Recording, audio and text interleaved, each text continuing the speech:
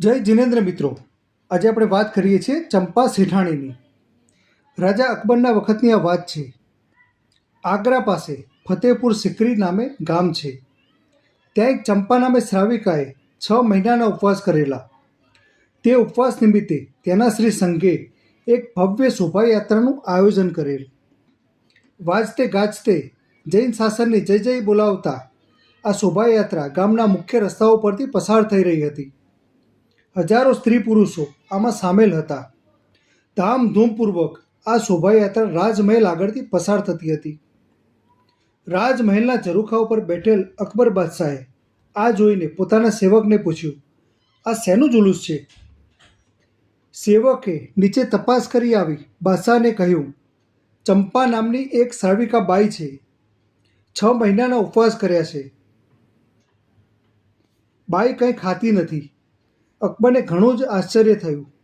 6 માસ લાગ લગાટ ખાધા વગર કેમ રહેવાય? માણસ મરી જ જાય એમ એ માનતો હતો. તેણે હુકમ કર્યો કે જૈનના 2 આગેવાનોને બોલાવ્યા અને પૂછ્યું, આ ખરેખર સાચું છે? બંને આગેવાનમાં એક વડીલ હતા. તેમણે જણાવ્યું, જહાંપનાહ, આ ચંપા શ્રાવિકાએ 6 મહિનાના ઉપવાસનું પચખાણ લીધેલ છે.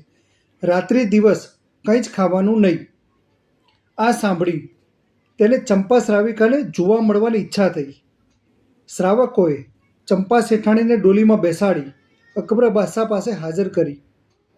અકબર બાદશાહે ઊભા થઈ તેનું સન્માન કર્યું અને ઉચિત આસન ઉપર બેસાડી પૂછ્યું, આ બધા કહે છે તમે 6 મહિનાના દિવસ રાતના રોજા કર્યા છે, સાચી વાત? ચંપા કહે છે, હા જહાંપનાહ. બાદશાહ કહે, પરંતુ આવી ઘોર તપસ્યા તમે કેવી રીતે કરી શક્યા? ચંપાએ કહ્યું, મારા ગુરુદેવની કૃપાથી. અરે, તમે પણ ગુરુ છે? હાજી, મારા ગુરુદેવ હાલ ગુજરાતમાં છે. તેમનું નામ છે શ્રી હીર વિજય સુરીશ્વરજી. તેમની મારા ઉપર અસીમ કૃપા છે અને તેમના જ આશીર્વાદ અને કૃપાથી હું આ તપશ્ચર્યા કરી શકી છું. અકબરે આચાર્યશ્રીનું નામ યાદ રાખી લીધું અને મનમાં પાકો નિશ્ચય કરી લીધો કે જેની શક્તિના પ્રતાપે આવી એક બાઈ 6 માસના રોજા કરી શકે છે તેવા શક્તિશાળી ગુરુજીને ચોક્કસ મળી તેમની શક્તિનો લાભ લેવો જોઈએ.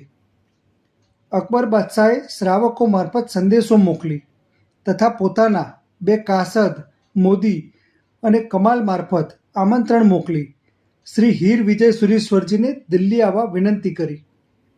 શ્રી હીર વિજય સૂરીએ આમંત્રણ સ્વીકારી દિલ્હી પધાર્યા.